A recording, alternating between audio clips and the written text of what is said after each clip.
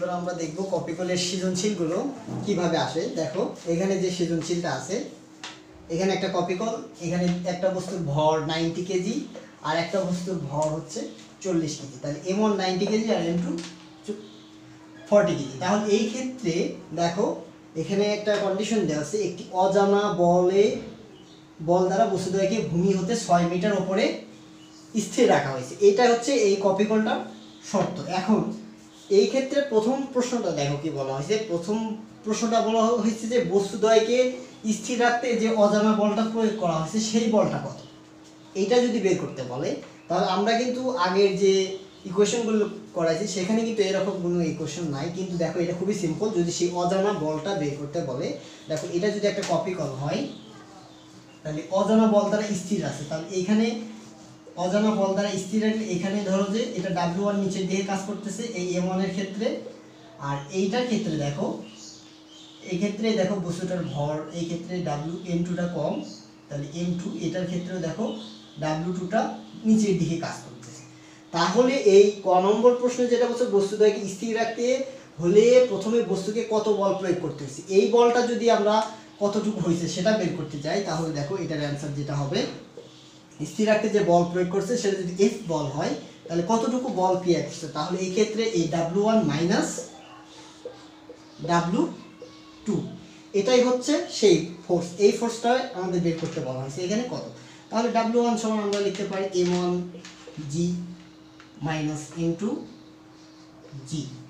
তাহলে এখানে যদি আমরা মানটা বসাই দেখো, তাহলে এখানে M1 এর মান হচ্ছে 90 ইন্টু 9.8 মাইনাস M2 এর মানটা হচ্ছে 40 ইন্টু 9.8, তাহলে 8 মাইনাস 40 ইন্টু 9.8, দেখো এখন এটা বিয়োগ করলে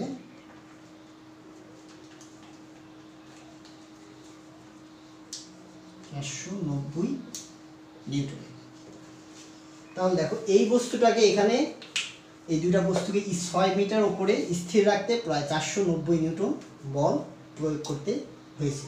এটাই হচ্ছে ক নম্বরের প্রশ্ন। এখন দেখো প্রশ্ন অ্যান্সার এই ক্ষেত্রে দেখো এখন যেটা বলছে বস্তুদ্বয়কে স্থির রাখ, আচ্ছা এটা তো ক নম্বর গেল। খ নম্বর যেটা কোনো বাধা না দেওয়া হলে বস্তুদ্বয় কত ত্বরণে গতিশীল হবে।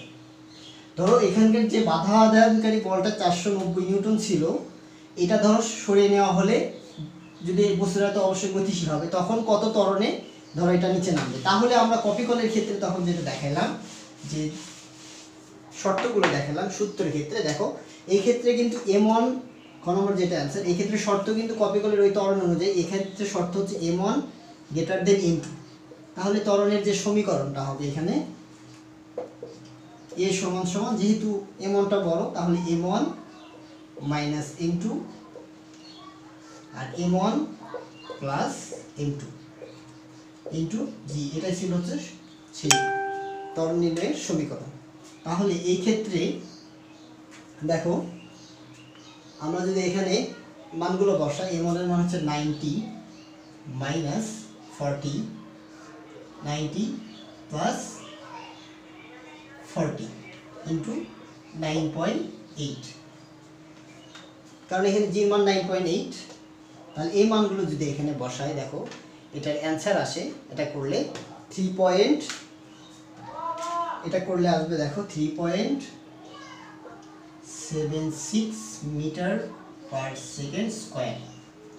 এটাই হবে এই খ নম্বর কোনো বাধা না দেওয়া হলে বস্তুদ্বয় এই 3.76 মিটার পার সেকেন্ড স্কোয়ার ত্বরণে গতিশীল হবে। এটাই হচ্ছে খ নম্বর। অর্থাৎ যদি ত্বরণ নির্ণয় করতে বলতো এই সমীকরণ দিয়ে আমরা করবো। এখন এটা যদি বলতো যে কোনো অবস্থায় ত্বরণ সেম ত্বরণ, এটা এখানেও এই ত্বরণটা থাকবে, এখানেও থাকবে, যা এখানেও থাকবে, এবং অর্থাৎ পুরোটা ত্বরণই এ হবে 3.76 মিটার পার সেকেন্ড স্কোয়ার।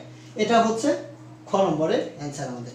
এখন আমরা গ নম্বরে যদি আসি, গ নম্বর বলছে কোনো বাধা না দেওয়া হলে সুতার টান কত, তাহলে সুতার টান নির্ণয় করতে বলছে এবং এই ক্ষেত্রে সুতার মোট টানও নির্ণয় করতে হবে। তাহলে আমরা প্রথমে সুতার টানটা নির্ণয় করি। দেখো তাহলে সুতার টান নির্ণয় করার সূত্র যেটা আমরা আগে দেখলাম, তাহলে সুতার টান যেহেতু দুইটাতেই সেম টান অনুভব করবে টি, অর্থাৎ সুতার টানটা হবে টি, তাহলে টি সমান সমান যেহেতু m1 এক্ষেত্রে সূত্রটা যেটা আছে 2m1 m2 সুতার টানের যে সূত্র m1 প্লাস m2 ইন্টু জি, এটা হচ্ছে সুতোর টান নির্ণয়ের যে সমীকরণ। তাহলে এই সমীকরণে আমরা দেখো মান m1 m2 দেওয়া আছে, জাস্ট মান বসাই দিলে জির মানটা হচ্ছে অভিকর্ষ ত্বরণ এখানে 9.8 মিটার পার সেকেন্ড স্কয়ার। এখন এটা খেয়াল রাখবা যে এখানে যে জির মান 9.8 মিটার পার সেকেন্ড স্কয়ার সবসময় হবে এমনটা না, এখানে চেঞ্জ করে জির মানটা আলাদাভাবে বের করতেও বলে, হয়তো তখন জির মান 10ও বের হতে পারে, হয়তো সব কিছু দেওয়া থাকলো, সুতার টান দেওয়া থাকলো, ভর দেওয়া থাকলো, এখান থেকে আরও কিছু মানে ভর এবং টান দেওয়া থাকলো, তোমাকে বললো অভিকর্ষ এই স্থানের অভিকর্ষ ত্বরণ কত, তখন কিন্তু তুমি এই সূত্র থেকে জির মানটা বের করতে পারো। তাহলে এই ক্ষেত্রে আমরা দেখব সুতার টানটা কত আসে। তাহলে এই ক্ষেত্রে মানটা বসাই 2 ইন্টু এটার মান হচ্ছে 90 ইন্টু 40 ইন্টু 9.8। তাহলে দেখো এই সুতার টান যেটা আসে এটা প্রায় যেটা আসবে সেটা হচ্ছে 142.76 বা এত নিউটন। সুতার টান এত নিউটন আসবে, এটা ক্যালকুলেশন করলে যেটা আসবে এটাই হচ্ছে সুতার টান। এখন সুতার টান যেহেতু এক পাশের টান এটা বা যে কোনো এক পাশের টান, এখন যেহেতু বলছে সুতার মোট টান, তাহলে মোট টান যেহেতু, তাহলে সুতার মোট টান যেটা হবে, তাহলে মোট টান সুতার মোট টান হবে টি যোগ টি, বা ওই যে সূত্র ছিল 2 ইন্টু টি, তা হবে। তাহলে 2 ইন্টু টির মান হচ্ছে 542.76। দেখো 542.76 ইন্টু 2, দেখো এটার মান আসে,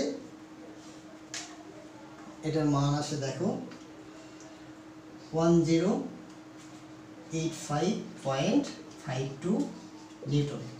এটাই হচ্ছে আমাদের সুতার টান এটা, এবং সুতার মোট টান হবে এত নিউটন। তাহলে এটাই হচ্ছে আমাদের গ নম্বর যে প্রশ্ন আছে সেই গ নম্বর প্রশ্নটার অ্যান্সার। তাহলে দেখো এখন বলছে যে ঘ নম্বরটা দেখো, বস্তুটিকে যদি 2 মিটার নিচে নেমে আনা হয়, আবার 2 মিটার যদি এমন বস্তু যদি 2 মিটার, ধরো যে এখানে এমন বস্তুটা 2 মিটার, এখানে এরকম আছে সমীকরণটা যদি থাকে,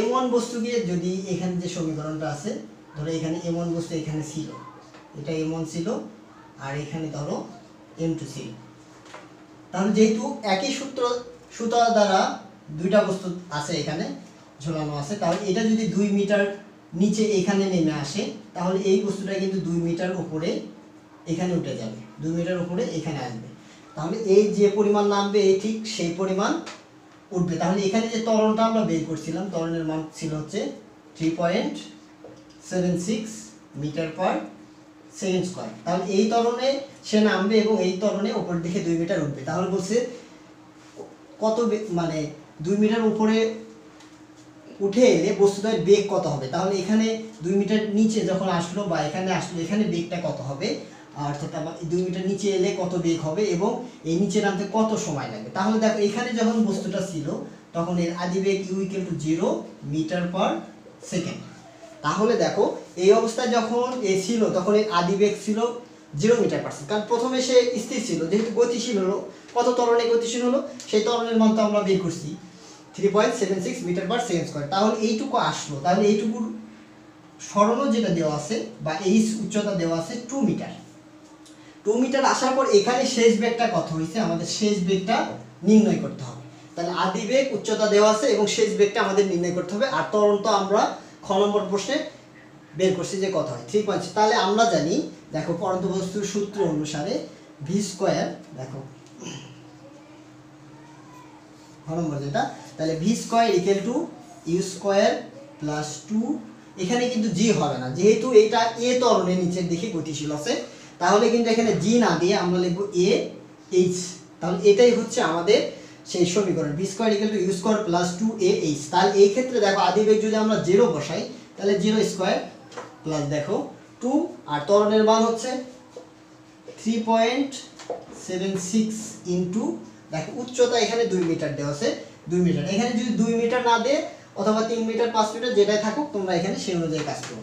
তাহলে এখানে দেখো ভি স্কোয়ার সমান এত আসে। তাহলে এটা গুণ করলে দেখো ভি সমান সমান রুট ওভার এটা একবারে করলে 2 ইনটু 3.76 ইনটু 2 এটার উপর রুট করলে ভি সমান সমান এই পাশে দিয়ে রুট হয়ে যাবে। তাহলে এটার যে অ্যান্সার আসবে দেখো এইটা করলে হয় 15.08 মিটার পার সেকেন্ড। অর্থাৎ 2 মিটার নামলে তখন এর বেগ হবে এত মিটার পার সেকেন্ড।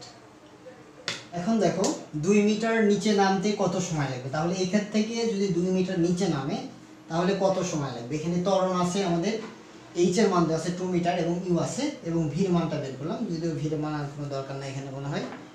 নামতে কত সময় লাগবে তাহলে এটা যদি হয় তাহলে আমরা জানি এইচ ইকুয়াল টু সূত্র জানি ইউটি প্লাস হাফ জি টি স্কোয়ার, কিন্তু এখানে এ হবে কারণ এই ত্বরণে যেহেতু নিচে নামছে টি স্কোয়ার। তাহলে দেখো কত সময় লাগে। তাহলে এখানে দেখো এইচ এর মান যেটা আছে এইচ এর মান হচ্ছে 2 মিটার।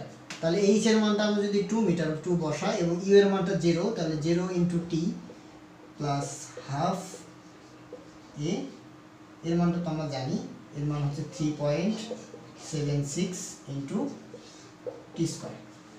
তাহলে দেখো এই ক্ষেত্রে এখানে 2 আর এটা তো 0 হয়ে যাবে তাহলে এখানে থাকে 3.76 ভাগ 2 করলে আসে 1.88 টি স্কোয়ার। তাহলে টি স্কোয়ার ইকুয়াল টু ভাগ 1.88। তাহলে এটা করলে হয় দেখো তাহলে এটা যদি আমরা 0.88 দেখো কত আসে, এটা আসে 1.06 আসে। তাহলে টি এটা হচ্ছে টি স্কোয়ার, তাহলে টি স্কোয়ার যদি 1.06 হয় তাহলে টি সমান হবে রুট ওভার 1.06।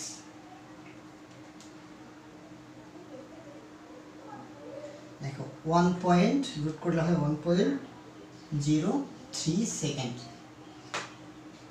তাহলে এখানে আমরা দেখতে পাচ্ছি যে এই 2 মিটার যখন বেগ আসলো তখন বেগ কত হবে এবং 2 মিটার নিচে নামতে কত সময় লাগে 1.03। এই কপিকল থেকে আমাদের পরের যে সৃজনশীলটা এই সৃজনশীলটাতে তাহলে এখানে আমাদের দেখো কন্ডিশন দেওয়া আছে এই যে বি বস্তুটা একটা তলের সাথে আটকানো আছে, দেখো এখানে বাঁধা আছে বা আটকানো রয়েছে। এখানে এটার ভর হচ্ছে 5 কেজি এবং এই বস্তুটার ভর দেখো 20 কেজি এবং এখান থেকে এইটুকুর উচ্চতা দেওয়া আছে 50 মিটার এবং এই যে তল এই যে কপিকলটা এটা কিন্তু একটা ঘর্ষণ মুক্ত কপিকল এবং এই ক্ষেত্রে দেখো বলছে যে বি বস্তুর বাঁধন ছেড়ে দিলে এই বস্তুটি কত ত্বরণে নিচে নামবে। তাহলে আমরা কপিকলের ক্ষেত্রে যে মানে ত্বরণের টপিকটায় যে সূত্রটা প্রতিপাদন করে দেখাইছিলাম ওইখানে দেখো ওইটা অনুযায়ী যদি আমরা এই বস্তুর ভর যদি m1 ধরি, এই বস্তুর ভর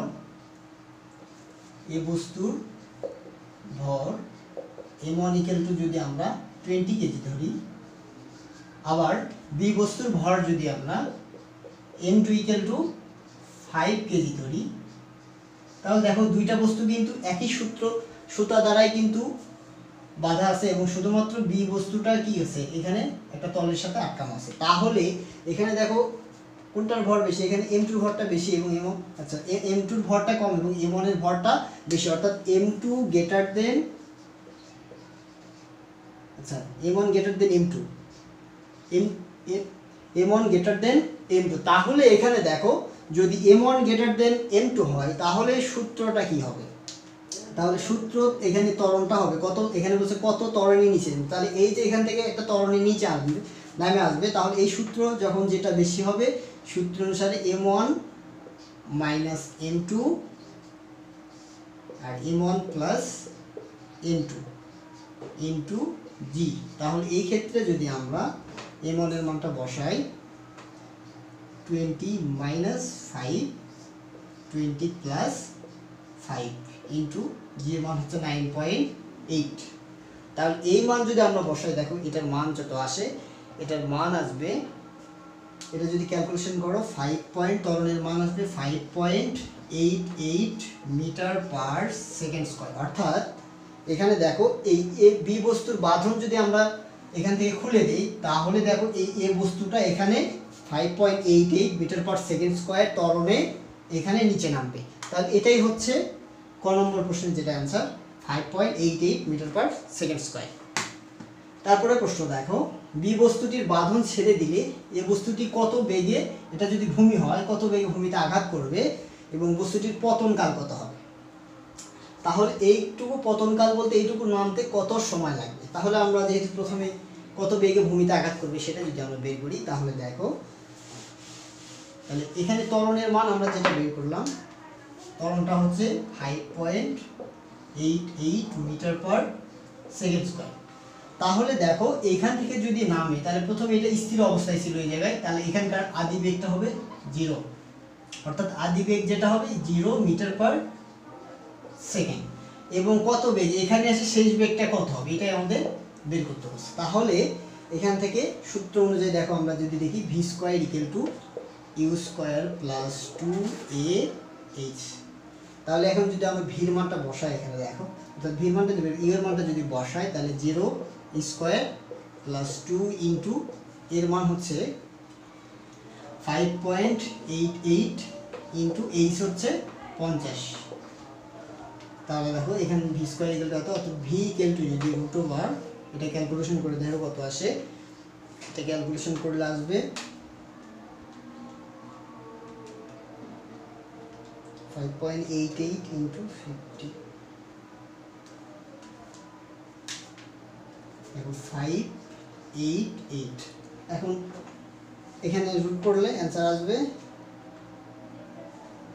ভি সমান সমান 24.24 এত মিটার পার সেকেন্ড। তাহলে এই ক্ষেত্রে দেখো, এই ক্ষেত্রে বি বস্তুর বাঁধন ছেড়ে দিলে এই বস্তুটি 24.24 মিটার পার সেকেন্ড বেগে ভূমিতে আঘাত করবে। এটাই হচ্ছে কত বেগে ভূমিতে আঘাত করবে। এখন যদি বলো বস্তুটির পতনকাল কত, অর্থাৎ বস্তুটি এই অবস্থান থেকে ভূমিতে আসতে কত সময় লাগবে, তাহলে এই পতনকাল বের করতে গেলে আমরা যেটাতে বের করি, দেখো সূত্র হচ্ছে এইটুকু আসতে, তাহলে আমরা জানি h equal to u t plus half a t square. এখানে কিন্তু বস্তুটা এ ত্বরণে নিয়েছিলাম, জি না, এই জন্য আমরা জি পরিবর্তে এখানে এ লিখতেছি। তাহলে এই ক্ষেত্রে দেখো মানটা বসা, এইচ এর মান হচ্ছে 50, এই ইউ এর মান 0 ইন্টু টি বসালে এটা 0 হয়ে যায়, এবং হাফ এর মানটা হচ্ছে 5.88 ইন্টু টি স্কয়ার। তাহলে দেখো এটার মান আসে ক্যালকুলেশন করলে 0.88 ভাগ 2, 50 equal to 2.94 into T square. তাহলে টি স্কয়ার ইকুয়াল টু 50 ভাগ 2.94,